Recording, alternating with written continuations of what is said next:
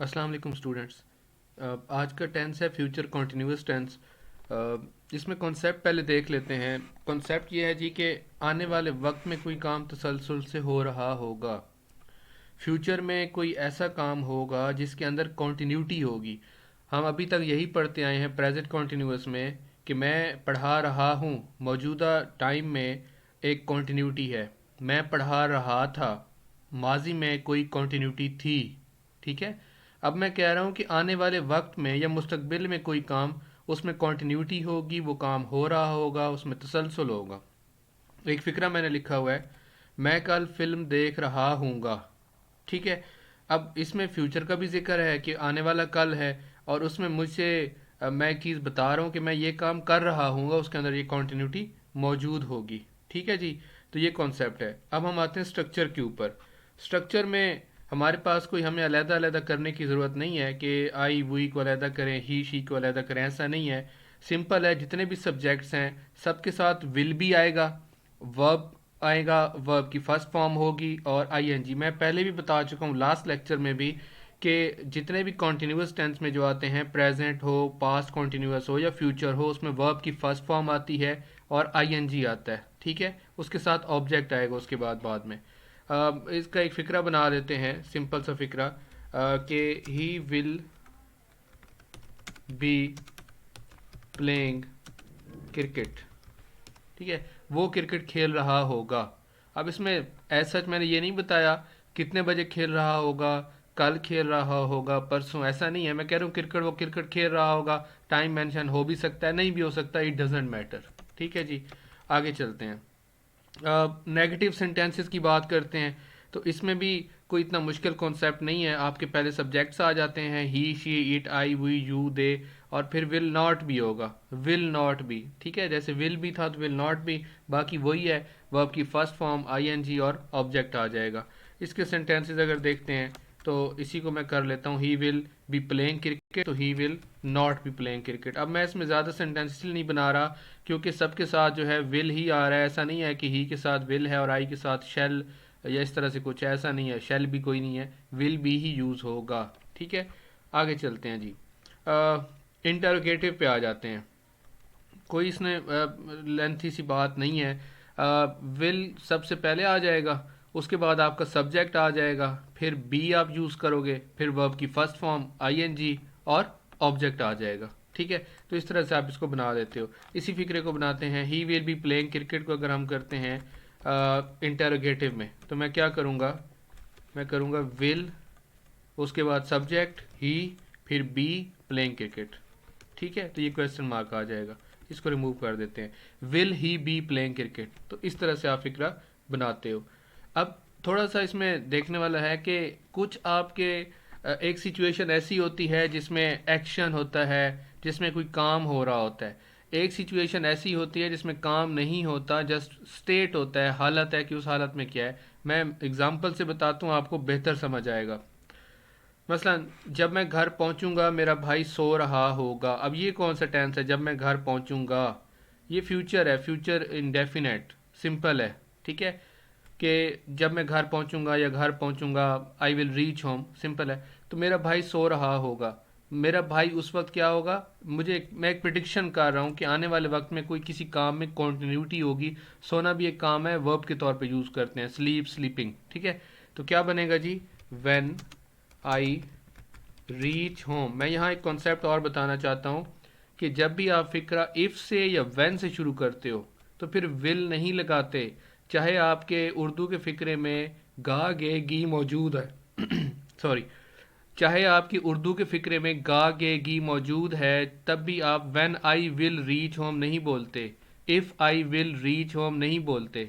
ठीक है। आप उसको सिंपल रखोगे, इंडेफिनेट में रखोगे, विल शैल का जिक्र नहीं करोगे अगर उस सेंटेंस के शुरू में जब या अगर का आंसर मौजूद है। व्हेन आई रीच होम, मेरा भाई सो रहा होगा। My brother will be sleeping. ठीक हो गया, मेरा भाई सो रहा होगा, my brother will be sleeping. अब यही चीज़ है जो मैं सिखाना चाह रहा हूँ स्टेप बाय स्टेप, कि इस तरह से फिक्र आता है। तो जब उसमें एफपीएससी में या पीपीएससी में या एफआईए का एग्जाम है, तो उसमें when I will reach home लिखा होगा और आपको कहा जाएगा कि जी आप इसको ठीक करो या इसमें गलती को आइडेंटिफाई करो, तो आप कहोगे कि जब मैं घर पहुंचूंगा तो when I will reach home, तो बिल्कुल ठीक है, और ये भी बाकी भी ठीक है। तो ये इसमें जो विल है ये नहीं आता, ये मिस्टेक है, ठीक है, इसको मिस्टेक कहेंगे। व्हेन आई रीच होम होगा। आगे चलते हैं। जब मैं बाजार जाऊंगा, मेरा दोस्त सब्जी खरीद रहा होगा, बहुत सिंपल है।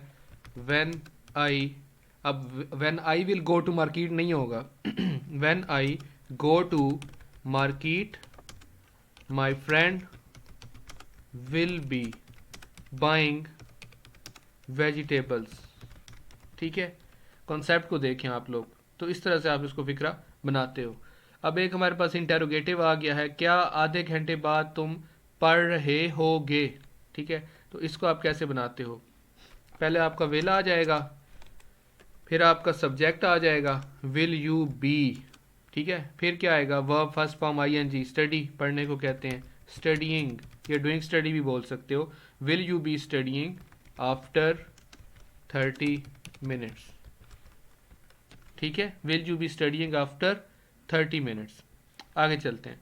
मैं कल क्रिकेट नहीं खेल रहा हूँगा, अब ये नेगेटिव में है, बहुत सिंपल है, I will not be playing cricket tomorrow, ठीक है। तो अब ये आपको समझ आ गया ये कॉन्सेप्ट कि सिंपल है, इसमें आपका एक्शन हो रहा है, ठीक है, कोई काम हो रहा है। यहाँ पे देखें ना, सोना एक काम है, सब्ज़ी ख़रीदना एक काम है, इसके अलावा यहाँ पे देखें पढ़ना एक काम है। बाकी तो आपको समझ आ रहा है कि रहा होगा, आने वाले टाइम में कुछ ऐसा होना है जो कंटिन्यूटी जिसमें होगी। यहाँ पे देखें क्रिकेट खेलना भी एक काम है, एक वर्ब के तौर पे आप इसको लेते हो। अब आते हैं सिचुएशन से रिलेटेड, ठीक है। सिचुएशन में कॉन्सेप्ट ये है, अगर कोई शख्स हाल में खड़ा होकर हाल की बात करता है, हाल का मतलब यहाँ प्रेजेंट सिचुएशन है, प्रेजेंट में खड़ा होकर प्रेजेंट की बात करता है, ठीक है। इसमें मैं समझाता हूँ, अभी सेंटेंसेस से समझाता हूँ, इस तरह नहीं समझ आएंगी। इसमें आप जो यूज़ करते हो, आप विल भी यूज़ नहीं करते, इसमें आप कौन से यूज़ करते हो, वुड भी यूज़ करते हो, मे बी का इस्तेमाल करते हो, माइट बी का इस्तेमाल करते हो, और मस्ट बी का इस्तेमाल करते हो, ठीक है। सिचुएशन पे आते हैं। अच्छा, मैं अब यहाँ बैठा हूँ अपने घर में, और मुझे ऐसा लगता है कि या मेरी एक थॉट है कि मेरा जो दोस्त है वो इस टाइम पार्क में होगा, मे बी वो इस टाइम वॉक करने जाता है, या मे बी वो अफ्तारी करने गया हो दोस्तों के साथ, तो मुझे ऐसा लग रहा है कि मेरा दोस्त पार्क में होगा। अब यहाँ पे जो इस फिक्रे के एंड में है गागेगी, वो ये सेंस आपको शायद आ रहा है कि जी ये कोई फ्यूचर की बात हो रही है, लेकिन मैं हाल में या प्रेजेंट में बैठ के प्रेजेंट की बात कर रहा हूँ, प्रेजेंट में बैठ के प्रेजेंट की प्रिडिक्शन कर रहा हूँ, ठीक है ना। तो अब मुझे एग्जैक्ट तो नहीं पता, तो इस फिक्रे को आप कैसे बनाओगे, इस वक्त मेरा दोस्त my friend would be in the park this time, ठीक है। अब यहाँ पे my friend would be in the park this time, यहाँ पे कंफ्यूज नहीं होना, आप वुड बी का यूज़ भी कर सकते हो, मे बी का यूज़ भी कर सकते हो, माइट बी का यूज़ भी कर सकते हो, और मस्ट बी का यूज़ भी कर सकते हो। ये डिपेंड करता है कि आपकी जो सिचुएशन है उसमें कंफर्मेशन कितनी है। मसलन वुड बी जो है वो पॉसिबिलिटी से थोड़ा ऊपर का होता है कि जी आपका 60% 70% चांसेस हैं कि जी वो मौजूद है, वो शख्स जो आप सोच रहे हो या जो आपके जहन में बात हो रही है।